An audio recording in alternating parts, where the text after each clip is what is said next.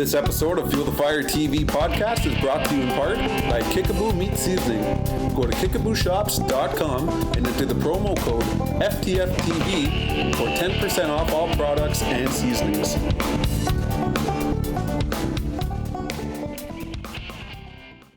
All right, welcome to this week's podcast of Fuel the Fire TV. I'm here with prostaffs for Fuel the Fire, Warren Corbier and Jess Bowden. Now these guys double as cameraman, pro staff, producer, you name it.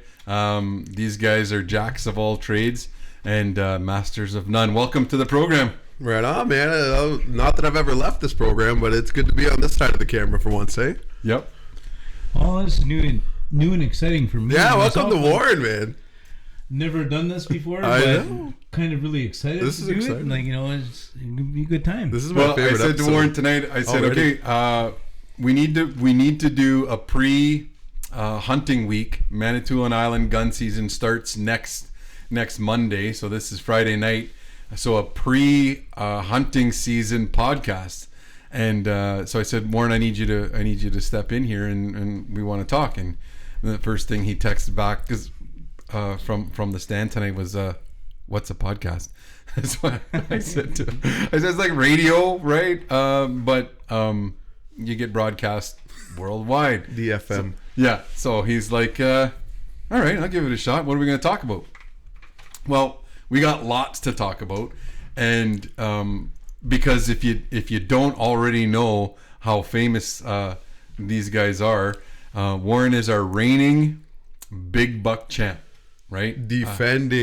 Reigning and defending, undisputed big buck champ of Chaging. That's right. For how many years? How many titles do you have? First of all, what is big buck? What is big buck challenge? What is that?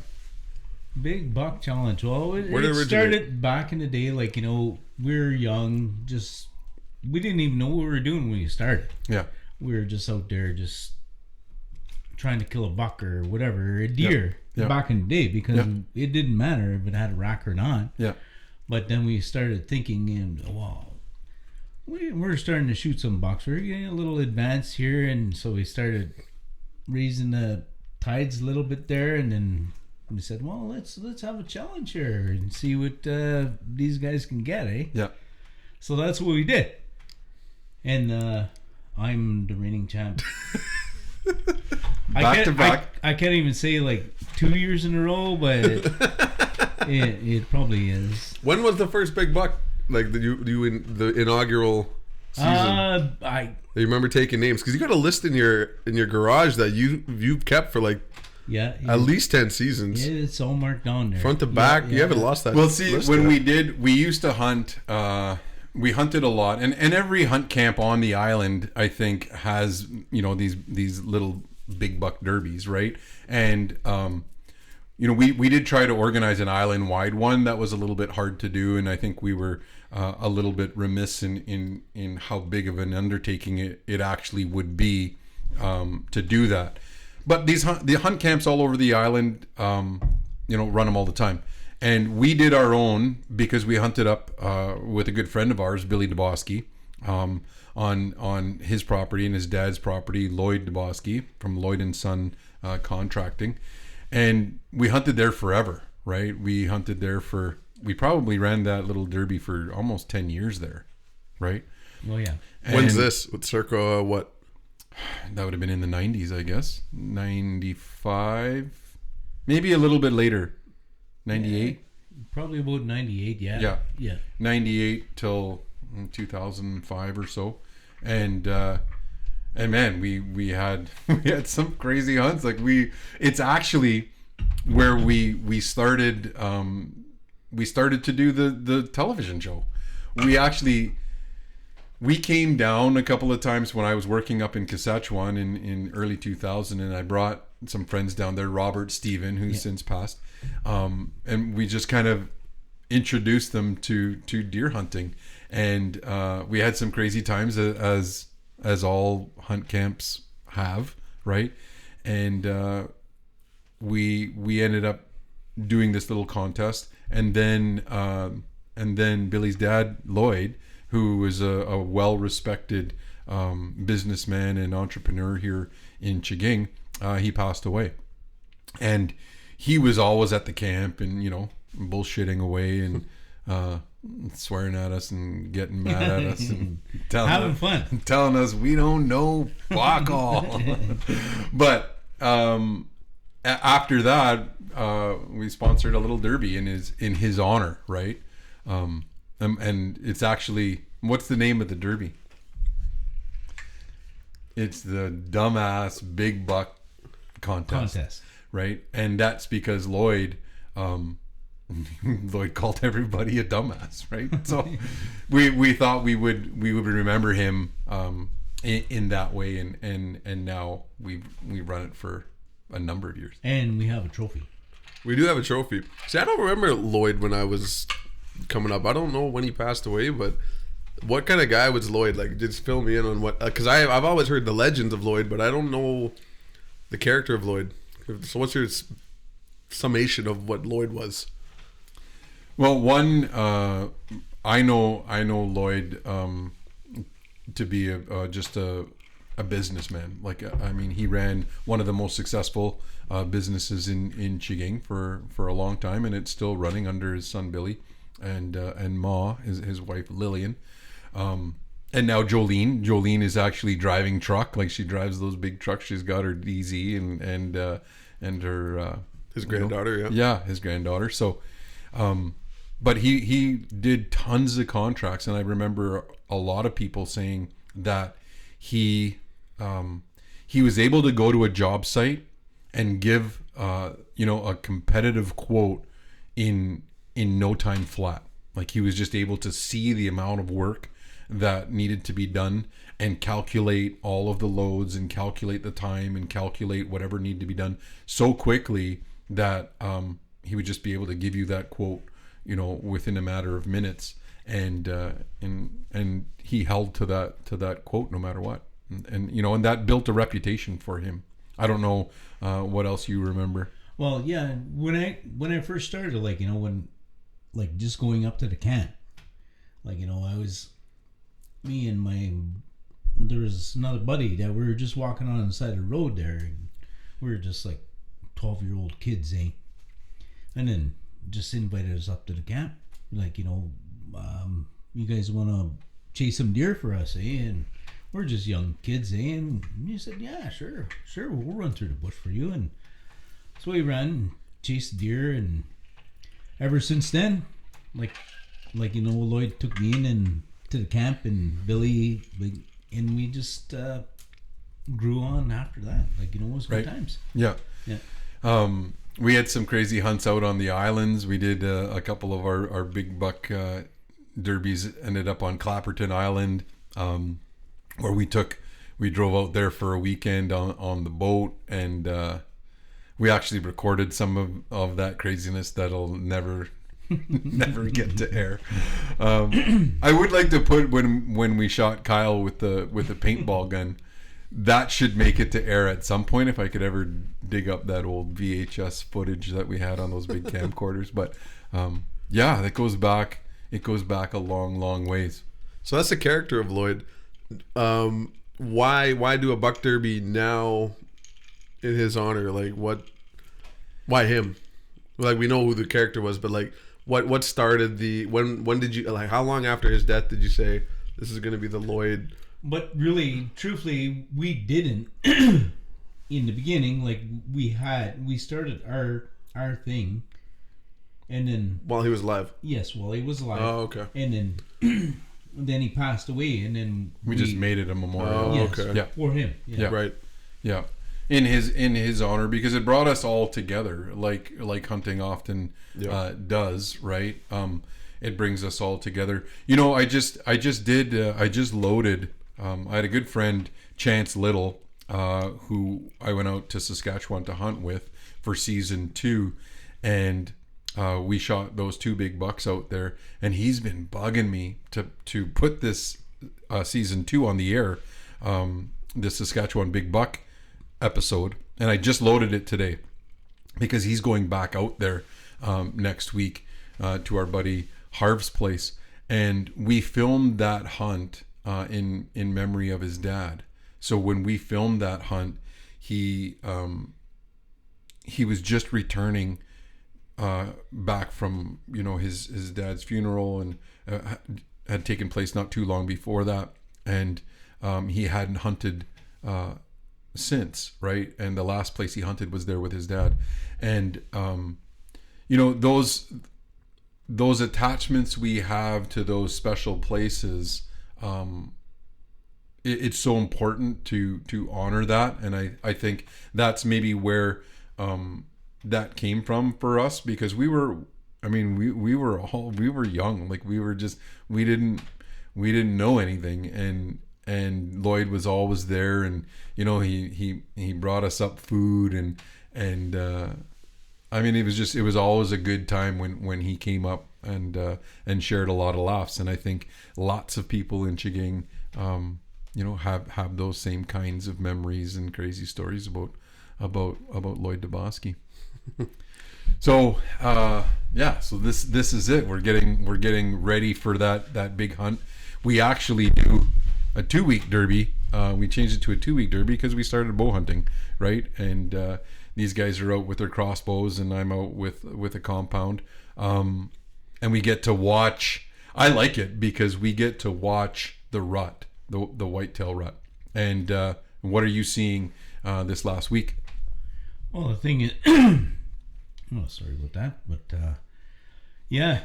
like it happens fast, like and seriously, like you think like everything's okay, and then all of a sudden, like somebody turns the light on, and these animals they go into heat. Oh, they get so excited like that, and it's so awesome to watch. Like like you see a doe there and with her fawn, and then you see a buck on the other side, and all of a sudden, getting a little frisky. It's all kind of fun. The game's on. The game's on. Do you think you could pinpoint the date that the jets turned on and where you're hunting? No, I really think the jets are almost gonna turn on. Oh, they're not even on yet. Not even. Oh, pre-rut. Yeah. Like this is, to me, that. I think that this is like when we look at the phases of the rut, when you have the seek phase and the chase phase and then the lockdown phase, we're right at the seek, the end of the seek phase and the start of the chase phase, which mark my words, when you look at what Instagram posts happen next week for the rifle season, I think our rifle hunters here on Manitoulin Island are going to time the chase phase of the rut perfectly. And we see this, remember 4 years ago when we saw those great big bucks get shot, it's because it happened like this then, when you've got those great big bucks on their feet chasing estrus does, not just seeking them out, but now they're chasing them, so they're all over, and you're bringing in bucks from, it can be as far as 5-10 kilometers away. You'll see different deer. We've got 5 cameras out, right? And we know our resident deer on the farm. We know what's there. We know what our resident deer are on the 1,000 because we see them all the time. And in one night on the 4th of November, I had 5 different bucks show up that we just were like, what the hell? Where'd they come from? Where'd they come from? Where have they been? Right? Sure, we've got the regular, 3 or 4 that are there. And then just out of nowhere, these bucks come in because they're seeking. They're actually roaming. They get up, on their feet and they roam, but they're roaming at night. And now we're starting to see those big bucks in the daylight. Yeah. Just now. Mind you, November 1st, I did see, and videoed a big buck right at dusk in the bow stand. And, so that phase lasts about a week, right? And so we're seeing that come to an end, and now we're seeing deer, being dogged by bucks. So what are the environmental factors that will contribute to the rut being at a certain time? Are there any, or is it just this moon phase, or like what is it? It's moon phase. Yeah. And is it Like, what about the moon? So it's the second full moon after the autumn equinox. So when we look at the full moon that's happening, or that just finished, right, and now it's on the waning phase, then this is when it'll kick on like gangbusters, and it is. We're seeing it, right? We're seeing, when you see a doe now, seeing a doe now in the deer stand is way different than seeing a doe, at the end of October, right? You're seeing a feeding doe, and your chances of seeing a buck are slim to none. But you see a doe now, and you just need to be waiting, because as soon as she snaps her head it's time back, to get ready. you just be ready. Yeah. Yeah. Like when I see a doe in front of me now in the last week, I grab my bow. Right. Yeah. Like I'm just, because there should be, right, by rights, my target buck should be right there behind it, right, or could be right there. How much does temperature and weather come into play? Because it was like 30 below 2 days ago. So like, does that have any contributing factor, or is that just making the move? You know what I think that really could really affect it, just like the moose hunt, is heat, right? But cold, no. Like, I mean, this cold is what they want. Yeah, you know what I mean. Deer have hollow hair. They're outside all winter long. This doesn't bother them in the least. But it doesn't turn anything on when it goes from warm to cold. Like that transition. Well, here, because it's relatively cool anyway in October, a cold snap, can help. Yeah, right? like this week. Right, a cold snap can help, but that's only when it goes from like, +8 to like -1.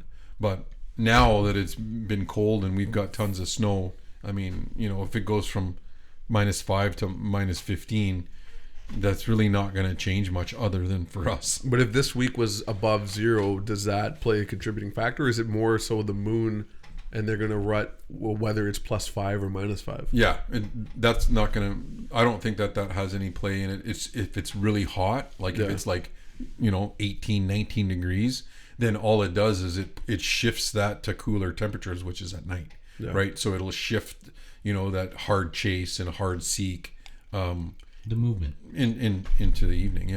Yeah, for sure. Okay. Yeah. So, what have you seen so far this year? Have you seen anything that you'd be willing to take in terms of big bucks? Well, there's like earlier on, like, seeing a decent buck, like, I was sitting in the stand, and that's when they were traveling together. Yeah, like they were still together. The bucks three bucks, and I seen a decent buck, but like the thing about the biggest buck, they're smarter, and they stay back a little bit, and he didn't come out, like, he stayed back in the bush and just showed his rack, showed his crown, sexy rack, that we all want to see. Yeah, and more and more, like, those bucks they're going crazy, like, and they're rubbing, they're scraping. You're seeing lots of that sign, or for sure, yeah. We're seeing in my spots, we're seeing a little bit of that, the scrapes and the rubs. That seems to be pretty prevalent. I've put out a couple of mock scrapes this year to try and really entice deer to check those scrapes in the daytime. So they've got there's a ton of them on the market, but what they're actually pressurized, or they are timed to drip in the day, right? So that they're constantly being freshened up during the daylight hours based on the barometric pressure, so that when it changes due to temperature change, then it starts to drip, and hopefully that will bring in a buck to check that scrape and freshen it himself, right? And urinate in it and hopefully draw a doe in there. Lots of tricks to the trade. It's going to be a little bit different though next week, because we're making the switch from archery to rifle. We're God putting away the bows and problem solvers, taking out the problem solvers. Stress relievers. Oh, November 1st, this will go down because, target buck, had him at 35 yards. I just full draw, needed him to step out, watched him for, I don't know how many minutes, and videoed him coming in, and thought about drawing on him at 55 yards because he was broadside and I have a 55-yard pin. But I knew where he was. I knew that the bait wasn't there and that he'd have to come to this bait, right? And he made his way over, and when he got in front of that tree and I drew back, he just stayed there. I didn't make a noise, like didn't make a peep, right? And those big bucks, they're just that's so the crazy keen. Thing about those big bucks, they just know. They know. So what's it feel like to be in full draw on a deer, let alone a big buck? Because I've never been full draw on a deer before. I've never even shot a deer before, to be honest. Well, the thing is, a lot of times people talk about it all the time. It's big buck and it's big buck fever, right? And it is, it's a real thing. Like it really is a real thing, and because you're dealing with a drug, right? You're dealing with adrenaline. And trying to keep your wits about you when you're under that kind of pressure, when all of that kicks in, is it takes a lot to try and control your emotion there. It does.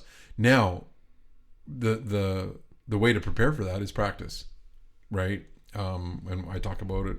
We talk about it in the show. Control breathing. Shot IQ, Joel Turner. If you haven't seen anything about Joel Turner, definitely check that out. It's called Shot IQ, where it's just this control approach to releasing an arrow. I think archery makes you a better hunter all around because it allows you to be patient. It allows you to really focus on what's happening, right? And you watch a lot more, right? I think lots of our hunters, and it's unfortunate, but a lot of times we don't get to enjoy the hunt. We see an animal, or and we're not used to seeing deer, and we shoot it right away, right? And we talked about this, tonight. You watched an 8-pointer, and you got to watch it, right? And you liked watching it. Yeah, it was like just at the end, like sunsets, and all of a sudden you see this rack, and I'm thinking, oh, this is it. This is the one. And then I'm looking at, put down, get everything ready, get the camera ready, and you're getting ready to harvest this animal. Yeah. And all of a sudden you look back and you say, oh, it's not the one that I was looking for. Yeah, it's just a little guy. Yeah. Yeah. But still, it did, get your heart going. Yeah, I was excited, and it's like, oh, it's game on, and it's time to go, Yeah. You get to, I think when you observe animals in their natural environment, and you really do get to observe them, I think you start to really pay attention and learn, right, about what their behaviors are. And a case in point, twice this week, right, I had a doe in front of me, and she started to get fidgety, so I'm looking around, but I don't see anything, and I go back out, and lo and behold, that in my tracks on the way in, right, there's buck tracks that are over top of my boot tracks, right, that I didn't, for whatever reason, and it should have been in my periphery. You were looking at her. I didn't see him. Yeah, you're focused at her. Yeah. Mm-hmm. And it's out of my range. It's whatever, 70 yards or whatnot. But watching her, and I'm looking at what she should be looking at, but she's nervous, right? And she kind of walks away, and I know something's up, right? But I didn't see him, and whether I should have, right? But now when you reflect back on that, you learn something from it. It's okay. Now I'm gonna be very in tune to what that fawn does, right? And especially now, because the fawn sees a buck and and he or she just take off, right? You'd think a coyote's coming, but it's not. It's because they're like, okay, you know what, Dad's coming, right? And he's pissed off. Or you farted. yeah, one or the other. Yeah. When you're in the tree stand, how much of an adjustment do you have to make shooting down versus when you're on land and on the ground shooting parallel? Well, it depends on the angle, right? Yeah. So it's all dependent on the angle, and you know, there's lots of our rangefinders today, you know, compensate for that, right? So you don't have to do that calculation in your head. And the only time that I think it really that I've been really affected by that angle, because most of my bow stands are 20 feet, except for a couple of the other ones that you hate going into, like the 25 footers, right? Oh, I hate them too. Yeah, you know what? I love being. When we hunt the farm in that patch in the back, he's got like a 30-foot tree climber there. It just, 2 people. It feels that way because the bottom piece is lower, right? But when those deer come out, they're really not that high. But when I find that difference, when you have to make that adjustment, is when they're within your 15-yard marker, where you really have to actually draw back and you actually are doing this down low, right? And you know, I've got a 20-yard pin. That's my closest pin. And when if I'm shooting within 15 yards straight down, then you know I'm gonna aim about 3 or 4 inches lower, right, on my 20-yard pin. No, that much, yeah. Yeah, like I'm aiming almost at the belly line of that deer, because that angle is pretty steep, right? Like that's a 20-yard pin. He's 15 yards on your, you know, straight away, but he's probably, you know, 12 yards, right, straight down when you do the hypotenuse. So you have to. That's the only time I've really had to make an adjustment like that. Otherwise, the arc does it, and 20 yards is 20 yards. When it says 20 yards there, that's what it is. So that's the only time you've ever used Pythagorean theorem outside of grade 8, grade 9. Yeah. There you go. Yeah. Comes in handy. And then, you know what? And now we've got technology that'll compensate if we can't do the, you know, C squared. But guess what? Guess what Monday is? Guess what Monday is? Well, you can always practice and drop a brick from your tree stand. Yeah. Well, all of those mathematical problems are going to be solved on Monday for sure. Problem solver. Yeah. I know it's frustrating. Like, bow hunting is frustrating. You know, and I talk about some of the deer we've been after, and some of the moose too. I mean, you know, that we go at it pretty hard for moose, and Warren's been pretty patient. You know, chasing me around and calling for me for moose hunting, and like, you know, we've had some smashers that had we had a rifle or were using rifle, it would be game over and they'd be on the wall, but we're trying to get it done with a bow, and makes for a more difficult shot. Big buck round 2. But the thing about it is, like, you know, you enjoy those times. Like, you know, it's not all about, like, you know, taking an animal, like, you know, it's respecting the animal that's out in front of you, and it's enjoyable when you can really watch those animals. Yeah, no, I get it for sure. And you know, I had a good friend, John Perdum, and I talked to him yesterday, and he says, he said to me, or he called and because he's coming up he hunts the west end of the island, and he says, you know, did you get a deer? I'm like, did you get a deer yet? And I said, yeah, I got one. And because he always says, you know what? Next year, when people ask you, did you get a deer last year? It's either a yes or no. Yeah. Right. So did you get the deer or did you not? And he's like, put one in your freezer. Like, just get it done. Right off the bat. If you're gonna shoot a doe, then commit to the doe and put some meat in your freezer and be good with it. And because later it's not as relevant, or it's not as big of a deal of whether it was a 6 or an 8 or a 10. It was, you know what, I got food on the table all year, right? So I like that approach, and I think be patient after. Yeah.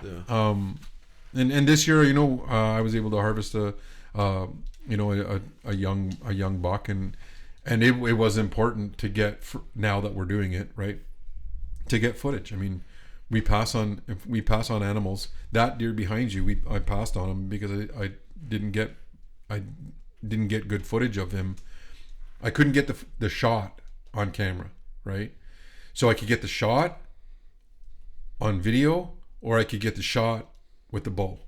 So I got the shot with the video, right? And that was on, what date was that? That was November, November 11th, I think it was. Yeah, November 6th I saw him, and I passed on him because we got the video. And then we went back, and on November 11th, it actually came together, and I got both the shot and the shot, right?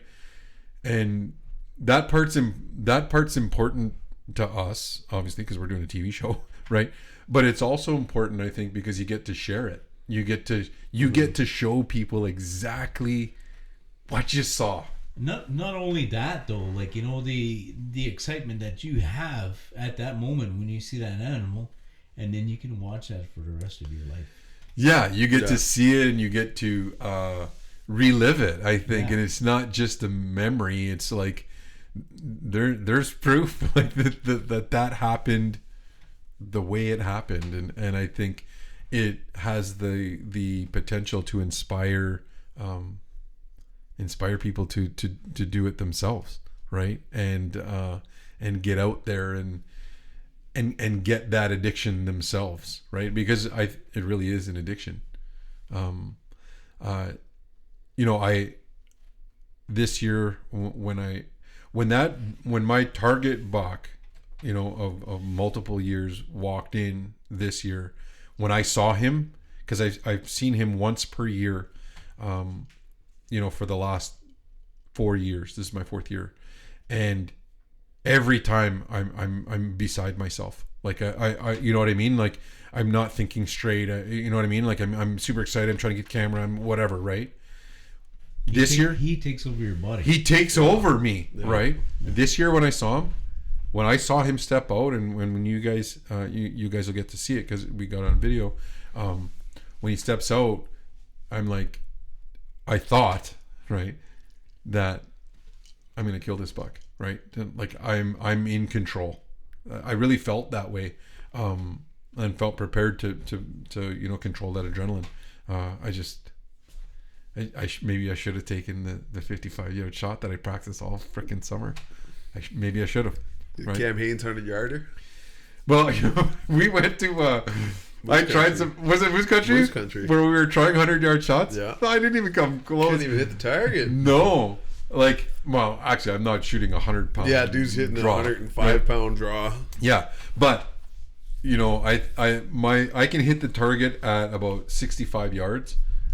My pin is 55. That's my lowest pin, right? But at anything over that, my sight is like, you know what I mean? It's in the tree line. Like I'm not even looking at at the target. I'm just kind of guesstimating. So that's him. Well, it's Cam Hanes. So what are you gonna do? But that just reminds me of a lot of things. Like when you're out there, and we got problem solvers out now, and you're looking at a deer, and you see the rack, and the deer disappears, and he goes back in the bush a little ways, and then you see a little piece of, you can't take those shots.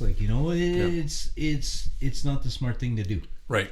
Yeah. Yeah. And if you're gonna put your scope on an animal, and you want to make sure that animal's going to be down when you shoot down. Yeah. Yeah, no, I agree, and we see that all too often where and we do. If you're gonna archery hunt, you're gonna miss, or you are gonna wound an animal. I mean, it's not a matter of if, it's a matter of when you archery, because there's so many more moving parts. There's so many more things that can go wrong, and you want to minimize that as much as you can. And it's the shittiest part of hunting. We've all experienced it. to some extent where you make a bad shot or you wound an animal and you go back for days on end, listening for crows and trying to find sign and, looking for blood and all of that. And you never obviously want that to happen. So you want to stack the odds in your favor, and you want to try and make those clean shots. I mean, and you want to practice, right? Yesterday, I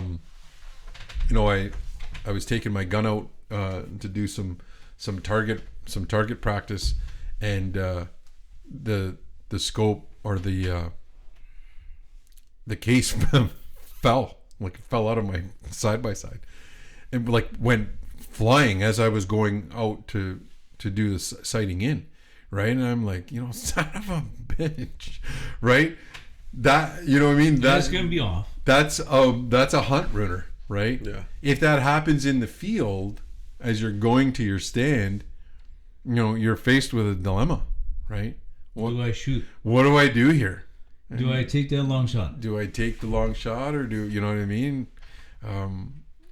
It's up to us as hunters. Or do I pack up and go home right now? Pack up and go home, right? What do you do, right? Especially when you only have, not everybody has tons of time to hunt, right? Not everybody has a week off. Sometimes they got the weekend, and missing an evening hunt is missing 50% of your hunts for the weekend, right? Mm-hmm. I mean, we have to make those decisions as hunters, and we have to prepare as much as possible to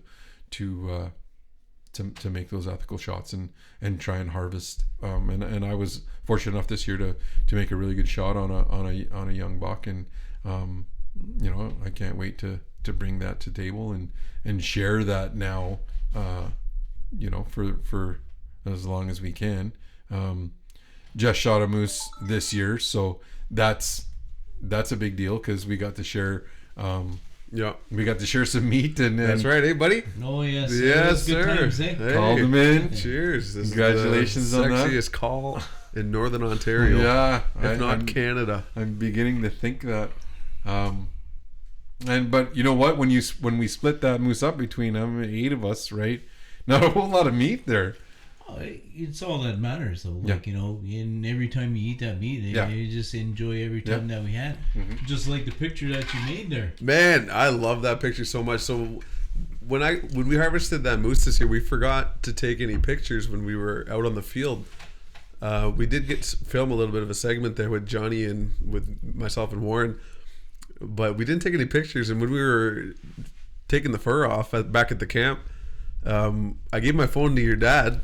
To Buddy, not thinking I had much expectations out of those pictures. I just wanted to share because he was looking for the eye hole. He was looking for the eye hole on the camera, trying to where does this go here? And I think he was taking selfies for the first half of it. But he ended up taking one of my favorite pictures I've ever seen. And you blew it up like it's big. And I made a 30 by 20 inch canvas of it from Walmart, and it looks awesome. It's hanging in the garage right now, and it's one of my favorite pictures because it's got all of my hunting mentors behind me, and I'm in front of my second harvest, and Warren was with me on both of those harvests, and it's just such a cool thing, especially to have Bud as the guy taking the picture, just for that sentimental value alone. But again, to have all of those founding fathers that really inspired the hunt drive in me to be behind there. I just that's to me that means more than a mount or any kind of rack. Yeah, on the wall. It is, because it does captures it all. And everybody's got a smile. Everybody's got a genuine smile to capture that moment at the hunt camp, and I think that is going to be one of the moments I look back when I'm in a rocking chair, in a wheelchair, and say, you know what, that was the glory days. I love that picture so much. That's pretty cool. Like you're saying that, like, we had, and we just done that, and then everything, and then going back, and we're going into the rifle hunt right now. Yeah. We're going, like, and I'm thinking about the old, Lloyd. The old days. And him sitting back and just leaning on the tractor, just smiling away, like, it is like that. Yeah. Like, you remember that stuff. Yeah. That's forever. Yeah. But really, truthfully, like, that picture you had, that was pretty good. I love that. Yeah.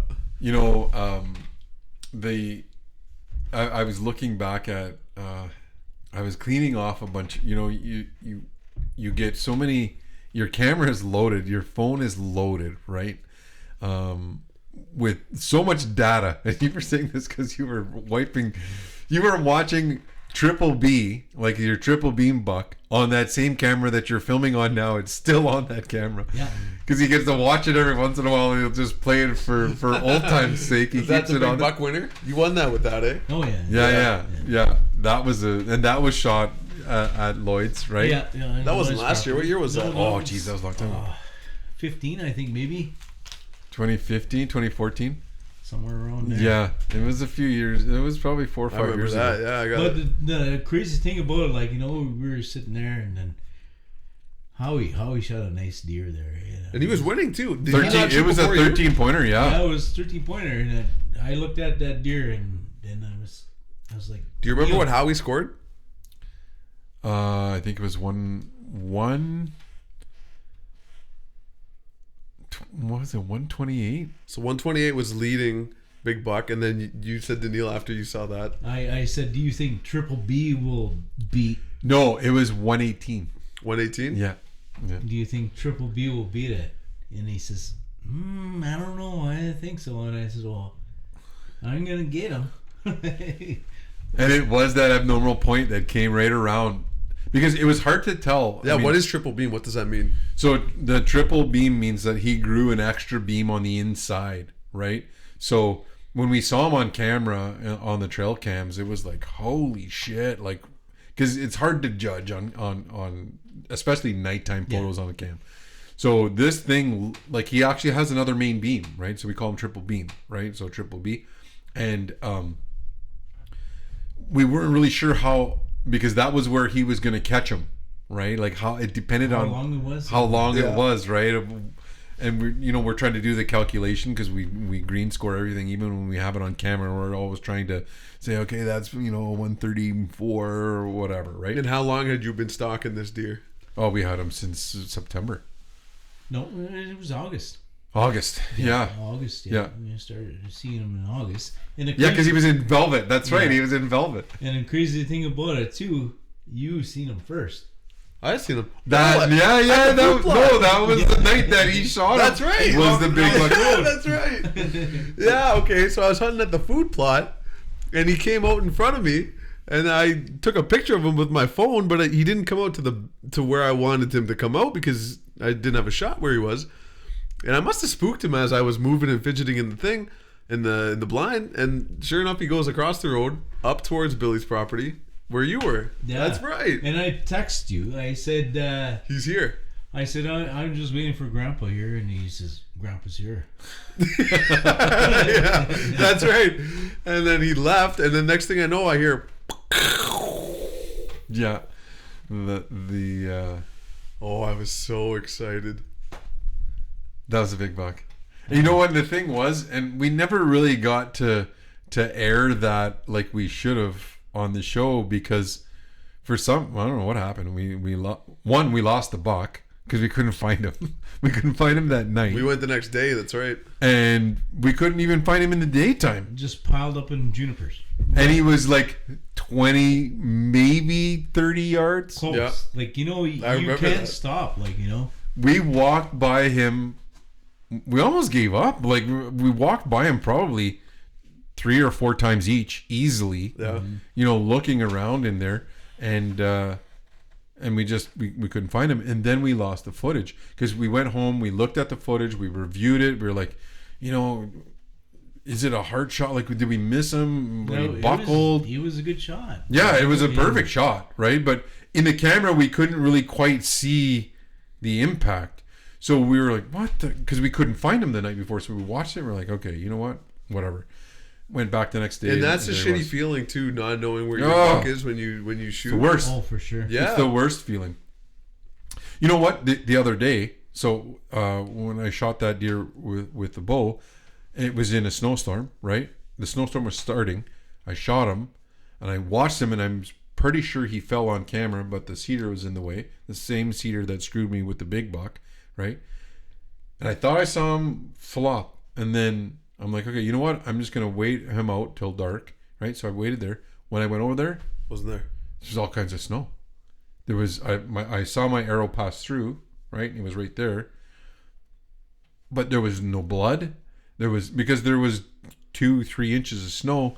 I couldn't, and then it's immediate. Like it's like you say, a switch goes off and you're like, fuck. Yeah. You know, oh, I should have got down, or what was I thinking? Everything Or going through your head. you know, then you start to really like, hey, he's got to be here. You know what I mean? You don't start thinking, you know, logically, right? Yeah. Go back. Okay, wait a second here. You know what I mean? Like, wait, you replay the shot. You look at it. He's dead. And that's happened like endless amount of times. Yeah. So when you went and found triple beam there, I remember your war cry when you found that was it still rings in my mind, because you jumped and you did a little heel click and you screamed out, "There it is!" And I remember seeing your eyes just open up like, "Thank God you found it." I was with you guys. Yeah. It was just so crazy, like, you know, because you walk by it so many freaking times. It's right there, And- right in front of you, right in front of us. And you know, this is the next day. Yeah, Like, you know, it's full light out. Yeah, and we walk by it so many times, and that's what it was. It was just a pile of junipers. yeah. He just Just pulled it piled over, and that's exactly what it was last week or 2 weeks ago. He was just piled up in the junipers, and I walked right by him, and I got distracted by what I thought was sign in the bush, right? I'm like, oh, this is him. He fell, and did he get up and run? And you know, and so it's important to think logically and just, you know what, backtrack a little bit, right? And go back to the last blood. It makes so much sense, like, you know, just to backtrack a little bit, and like, you know, don't beat up the bush where you're looking for the animal that you think you harvested, right? Yeah. And just go Take back. your time. Yeah. Yeah. Yeah, for sure. When you stumble don't upon rush it it. too, yeah, exactly. The feeling of like, oh my God, thank God, the relief you get. Because I remember when Cassidy my brother shot his deer this year, we were looking for about an hour in the dark, and he said he shot it, but me and Justice thought we heard the bullet, you know, travel far. And we were looking around, and there was not a drop of blood. Not a drop of blood. We couldn't see any tracks. No, not even any fur was on the ground. Right. Like, we were sure that he had missed it. And I went for a walk in the bush, and just out of pure luck of just following these deer trails, and I ended up getting lost and tried to navigate my way back to where the boys were with my iPhone flashlight in the middle. Like, it was probably 8 o'clock, 8:30 at night. That buck was laying right there, and I almost tripped over it, and I screamed out so loud. The boys, I could see tears coming down Justice's face. He was so excited. Awesome. You know, we remember when, and this is something we didn't get on camera, and I mean, I guess it was for a reason. It was when Diane shot her first moose, her only moose, right? Was that big bull that you videoed. And that's exactly what I was going to bring up next, because that was the worst. That's probably been my number one most memorable hunt, just for how shitty that feeling was. Oh, And how low that low was, and how high that high was, because that morning we were hunting at what we call downtown, in a pit way far away from where we were hunting when Diane shot. But when you and Diane went for a walk that morning, you had taken a rifle and gone down to the lake, and I stayed up way up top with your rifle, just in hopes that this thing was going to pop out. because we could hear it walking through the swamp. We were And like, it's a "Screw it." big pit, like probably 800-900 yards long. And so I was playing with the adjustment on the scope, and I think I set it to like 500 yards. Yeah. Because when you guys were down in that lake, you scared that moose up into that big cut, and I panicked and changed that to 500 yards, and I started looking down the scope at that moose, and I was ready to shoot, but I wasn't confident enough to take a shot that far. But I just wanted to be ready. And I pulled Diane off that moose because she had it at 140 yards, and I wouldn't let her shoot it because it was walking, right? And I tried to stop it, and then when it stopped in behind trees. And she's like, she was on it, and I'm like, wait. and we passed on that bull, that first bull, and then it spooked and it ran out to you.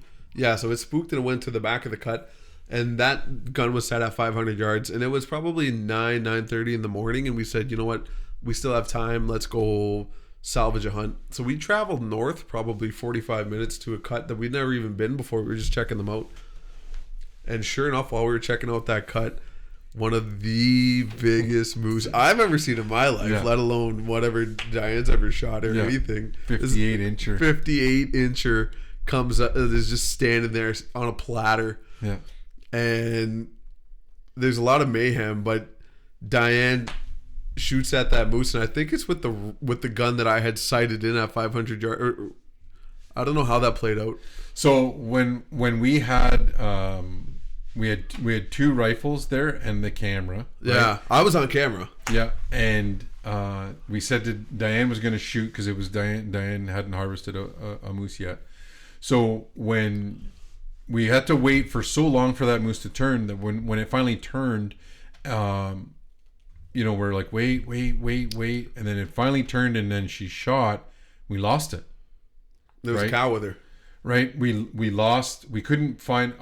I took a shot with that gun with the 500 yard, right, and missed it completely. Completely missed it. There was no chance of me. It was actually at 700 because we turreted that right up to 700. 700, right? Yeah, okay. I was maxed out anyway. And so when we went to look for that, we tracked what we thought was the bull, and it was actually the cow. So we tracked it, and we could see where it was running, and we were like, what the hell is going on here? We ran, and then the camera died, right?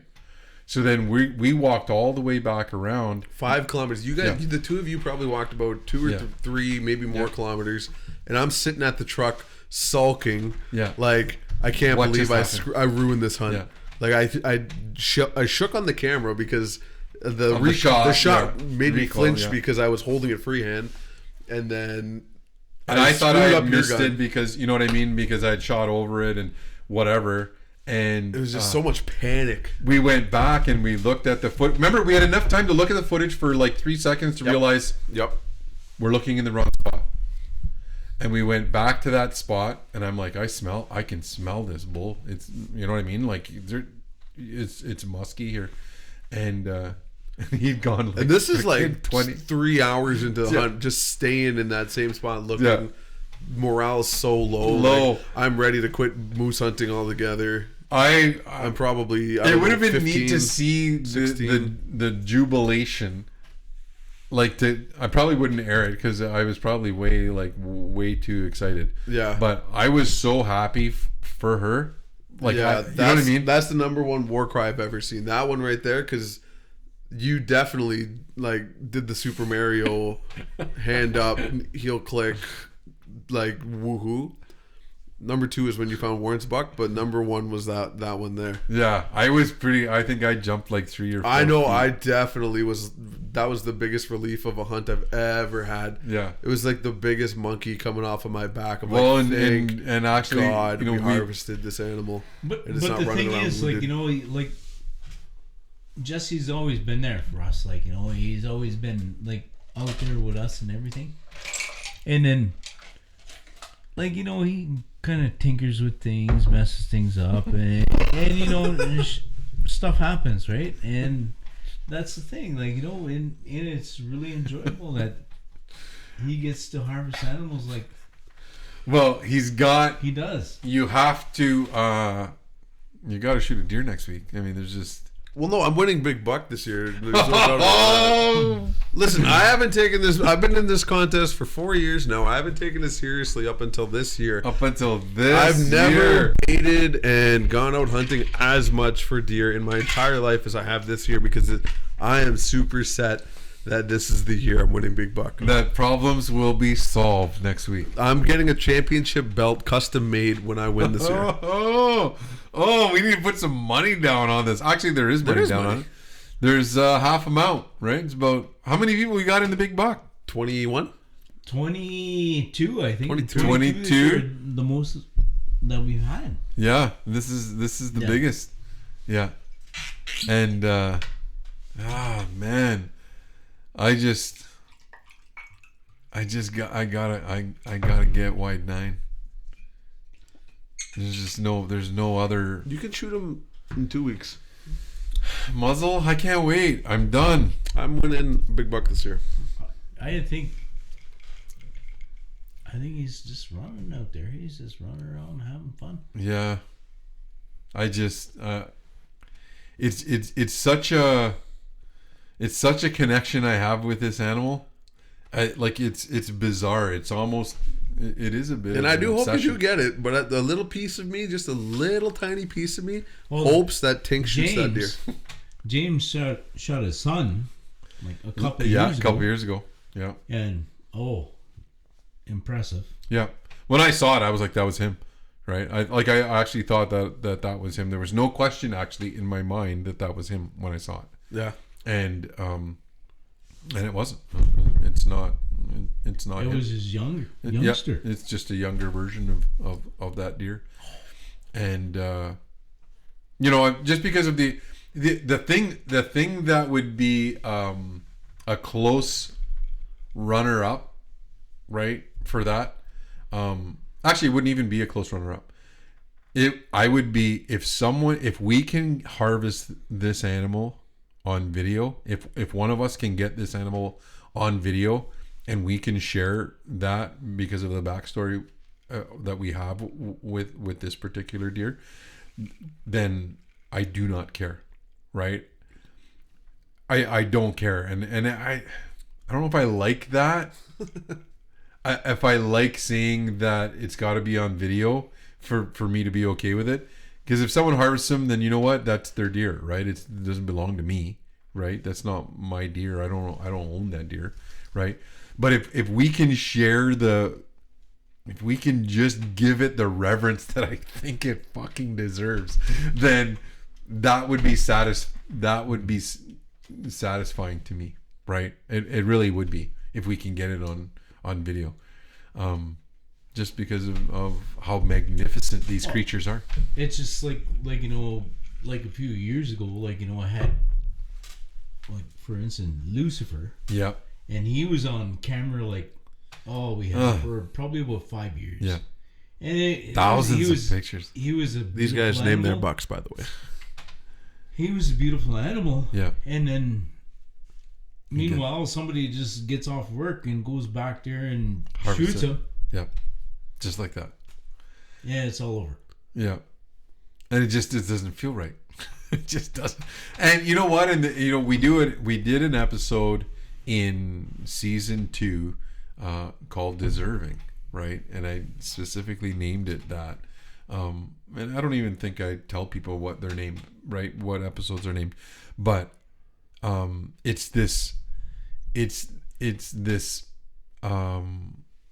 misconception that we have, right? That I deserve to be rewarded with harvesting that deer, and that is wrong, right? That's not how it works. I don't deserve that, right? The animal deserves respect, period. That's it. And whether the humility comes into place where someone else gets to harvest that and step into that life circle, then so be it. They get rewarded. That's theirs, right? I don't deserve that buck just because I've hiked in 200 baskets, of apples for 500 baskets, right?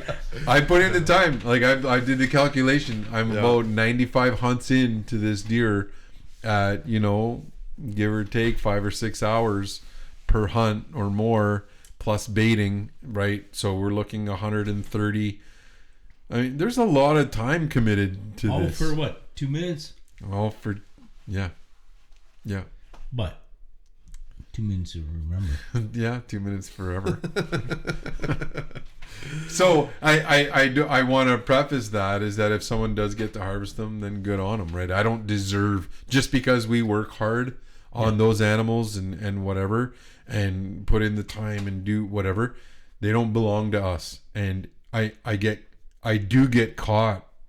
I get caught up in that ownership, and I have to catch myself about that. I deserve that because I work hard at hunting, and that's not how it works, right? It's that, the animal deserves respect, period. That's it. Yeah. That's all. That's the only deserving piece. Well, but really, cooking wise, it's not yours until you cook it. Yeah. Yeah, that's true. I should skin up that buck because I need to eat some of it. It's still hanging in a tree I'm here. gonna steal the sweet meat on you. I'm surprised you haven't already. I stole it on my brothers. It was good too. I had some of that. It was good. But no, I'm excited for next week. I'm excited about the big buck, for sure. contest. I'm excited to create more memories. We got more people involved. Diane's been, hunting hard this year. Yeah, good on her. The girls aren't hunting this year, eh? No, they're not.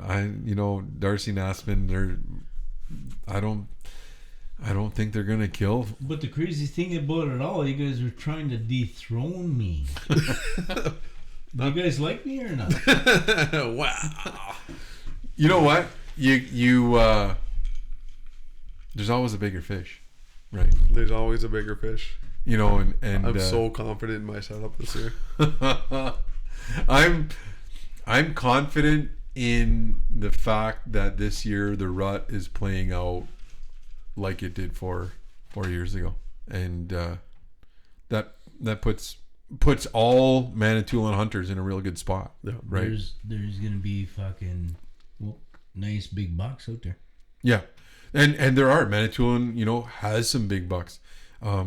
We've got some 160, 170. I scored a buck for Ian Anderson. That was 188, I think, that he shot out on the west end. Wow. That he found in the water that had died. 188? Yeah. Somebody shot it and it ran in the water? It was dead. It was dead on like way out, like off of an island. He found it on the shore. It had died either swimming or died, like it was a giant buck, right? Just too old. No one probably ever laid eyes on that deer. And there are deer like that on the island. It's just timing and preparation and being in the right place, right time, right buck, right? Yeah.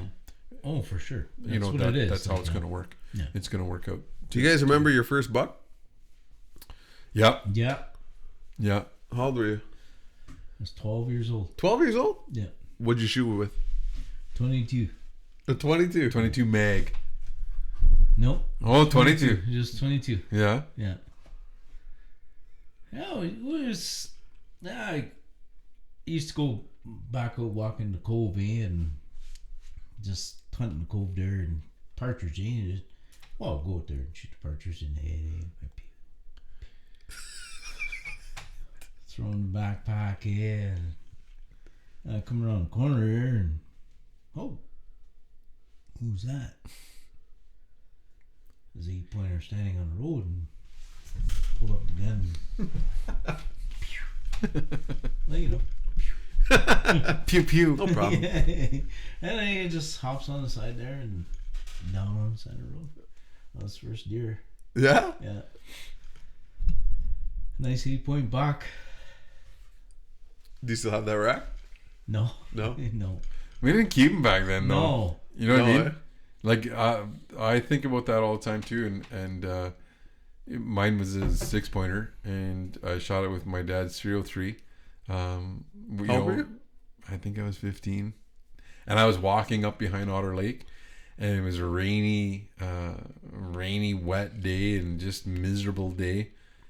And I actually walked into this deer, and it was just a surprise. I was just like, holy shit. Like this deer, I was probably 20 yards maybe away. Like I was so close to this deer, and it just got its head down and went down. And your head was down probably too. Just right? walking, I was soaked. Like, you know what I mean? I was just like, get out of here, right? And I remember looking that deer like right in the eye because I was on the ground and shooting that deer, and I can still see it. I can still see that. I hope I don't lose that memory. You know, we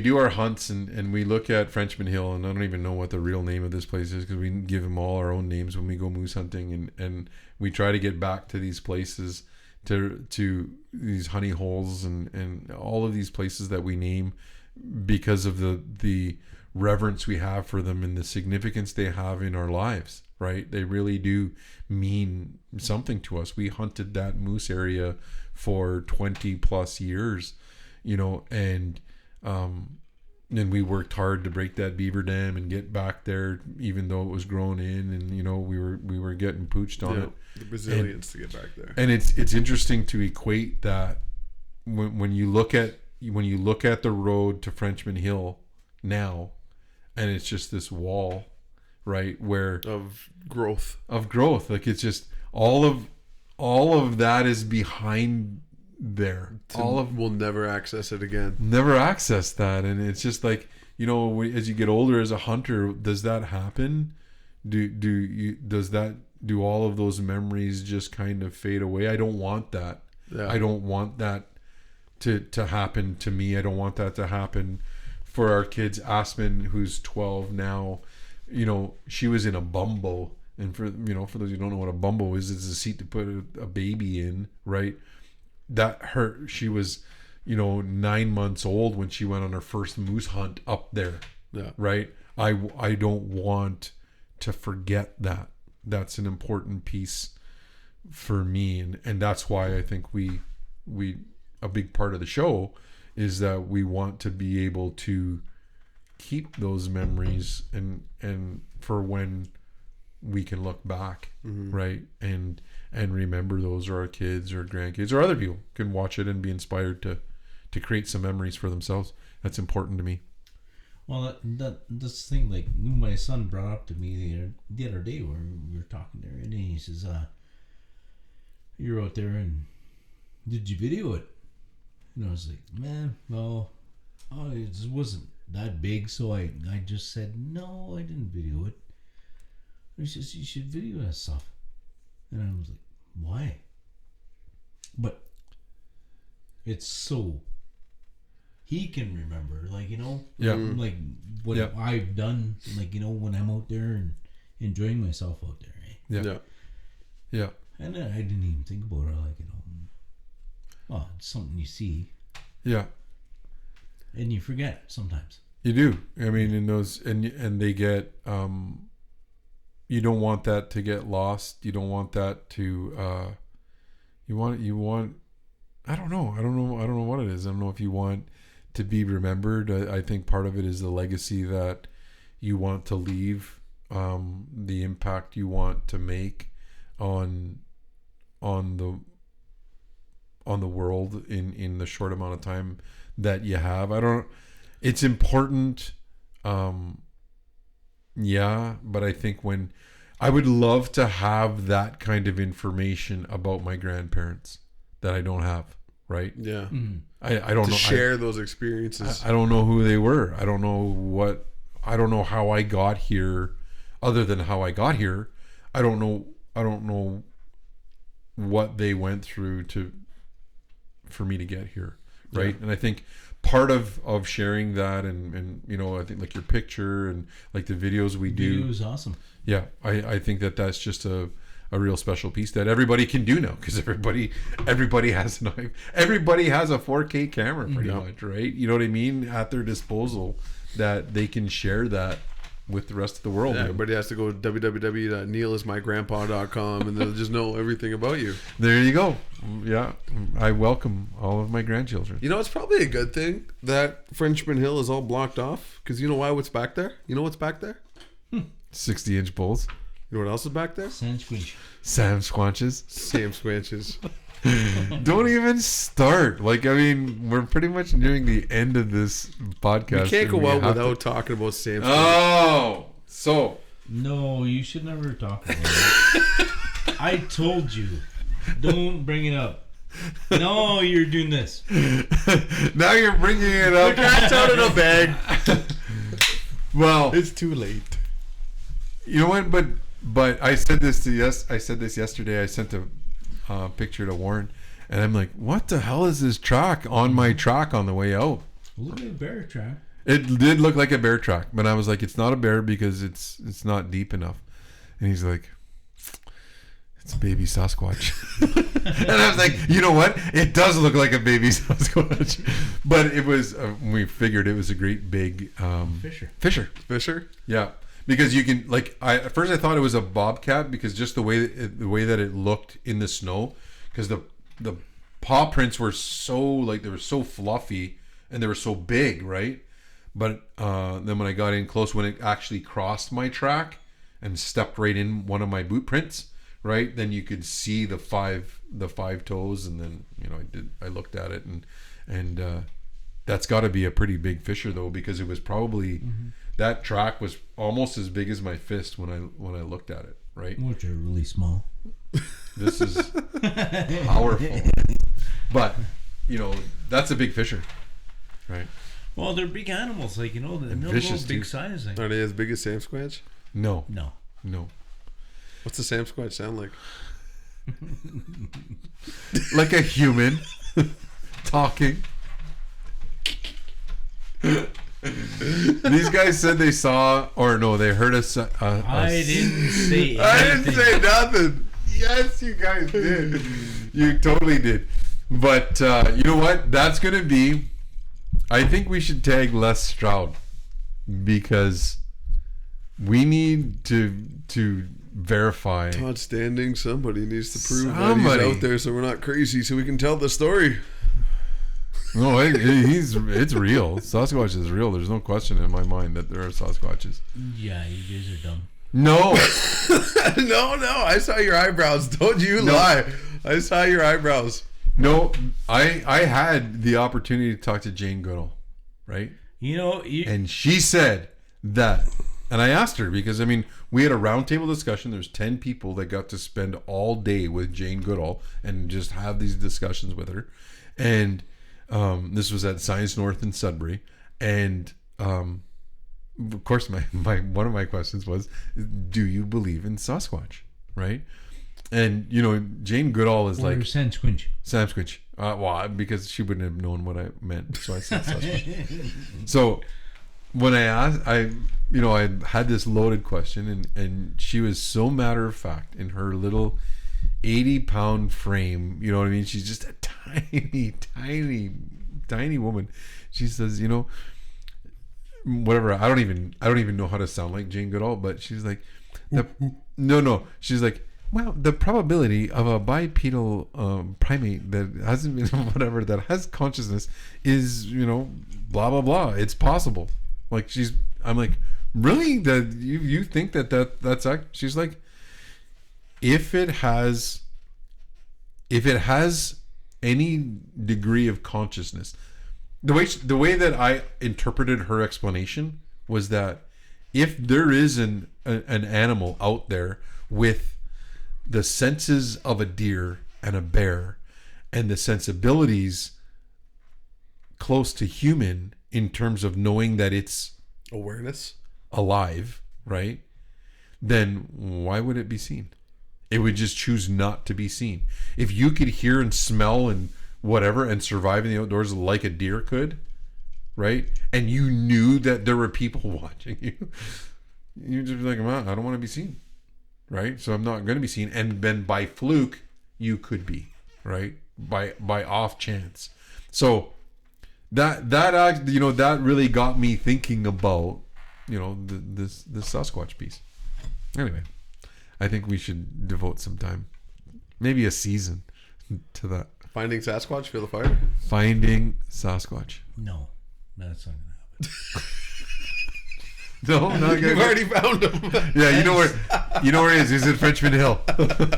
And for all of our 13 followers, they'll be looking. Everybody's like, "Where is Frenchman Hill?" If you can get across the dam, get across the dam. You find the lake that we had to walk to. Twin Lakes and Sasquatch is there. It's right down by Mooseless Swamp. That is the most memorable hunt. Yeah. But by the way, there's lots of moose down here. Yeah, well, we know that. We've proven that over year after year. So, problem solver next week. Predictions. What do you think is going to win? What score is going to win this? Keep in mind, we've only got 7 days. 7 days. Really? Yeah. I can't. Well, there's a lot of coyote problems out there right now. Right now. Like a lot of people are saying, they're seeing a lot. That's true. In my setup, I've got 2 wolves that walk through my setup yesterday. Wolves, not wolves. Coyotes. They're not coyotes. Their paws are bigger than my dog that I saw yesterday. And your dog's like 160. My dog's like 160. Yeah. No, 170. Let's be honest. But really, truthfully, I really say, it's 100. And if someone shoots 120 class buck, you think that's going to win our contest? I would say. Yeah. Yeah. And that's a good deer on any, for where we're hunting. Manitoulin, Yeah. You know what I mean? And where we're hunting, yeah. Yeah. There's with the coyote pressure and the hunting pressure and the availability of basically public land, our public land, in terms of the First Nation that accesses, it makes it tough. It makes it tough to hunt big deer, and there's no shame in shooting, 120 class buck when that's the buck that's in your area, 100%. Can a 160 walk by? Yeah, but they're few and far between on Manitoulin, and 120 class buck like the buck that's behind Jess is a really respectable deer for the island, and it's a respectable deer anywhere. I would be proud to take a deer like that, anytime. So, 120 class. I'm gonna go out on a limb, and I'm gonna say that the winner is gonna be 140. That big? Yeah. You think my deer's gonna be that big? No, but I think the winner is gonna be 100. You know what? I'd even hazard a guess that it'll be about a 146. What do you think my brother's deer was there? Probably about a 140. Yeah. That big? Yeah. That's a big deer, man. It's a big deer. 140 is. You think somebody else is gonna shoot that? Yeah. Tink gonna shoot your wide 9? I don't know. Someone might shoot him.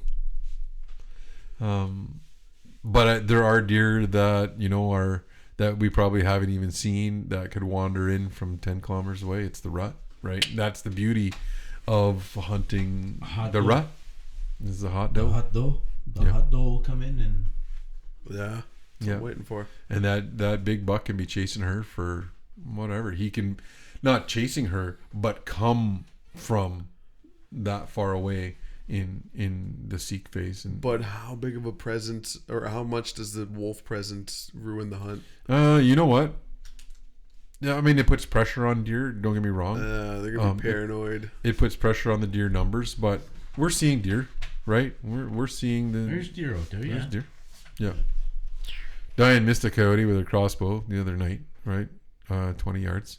And likewise, I'm where I'm at, I'm not seeing any sign or anything of crazy coyotes. You know what I mean? They're there, and coyotes are everywhere. But Jason Millette shot actually, it almost looked like a wolf, but it was a coyote the other day from the porch of his farm out in Takama. Probably a 70-pound dog, maybe. It was a pretty big coyote for sure. Definitely as big as one of my labs, maybe bigger. So they're out there, and they definitely do some damage. But I mean, there's still lots of deer on the island. It's Manitoulin, so there's more deer than people here. We know that. And this week, our numbers go way up because we've got all kinds of people on the island, and we want to wish luck to everybody on the island, for the Manitoulin deer hunt. We want to make sure that everybody has a successful hunt, whether it's in memory or harvest. But most importantly, we want everybody to be safe, and so you make sure, man. They've got if you're climbing a tree stand, you put on your harness, and if you make sure you're visible and you've got your hunter orange on at all times, and you make sure you know what you're shooting at. You make sure that it's clear. Enjoy yourself, and have fun, right? Yeah. Create memories, and if you can, share them with the people you love. That's what this is all about, and then you get to take that animal home and share it for the next year, meal after meal. That's what hunting is. That's what the tradition is about, and we're hoping that if we can catch that big buck winner on video, we can put it into an episode and watch this. Watch this. But so that's where we're at for the Manitoulin hunt. I want to thank Warren, pro staff. Yeah, man, I've been Jesse, looking forward to pro having Warren staff on here for a long time. For sure, it won't be the last time because we got lots more to talk about. We were only really talking about just deer. Wait till ice fishing. Yeah, wait till ice fishing. We still got jigget, moose and more moose. Moose. Do you have access to kickaboo? I want to get some kickaboo for my deer. Yeah, you can get kickaboo here on the island. You can get it at Jake's. Jake's has kickaboo. Actually, I just picked up, but that was the kickaboo I gave you today. I haven't tried it yet. Jake's, what do you mean, like the home center? Yeah, Jake's has it at the home center. Yeah, they've got it there. Yeah, Jake's carries it. Oh man. Yeah. Perfect. Yeah. Or you can go right online and they'll send it right to you. So if you go to kickabooshop.com, they'll send you a care package with. We have a promo code there, don't we? Yeah, it is FTFTV. FTFTV, and definitely sets you up, especially for that sweet meat. Tenderize it even more and make it so good, man. Steak and eggs in the morning. All right, folks, that's a wrap. That's a num-nums. That's a wrap for Fuel the Fire TV. We're going to have an episode next week where I am holding the belt. So he says. Watch this. All right, folks. We'll see you next week.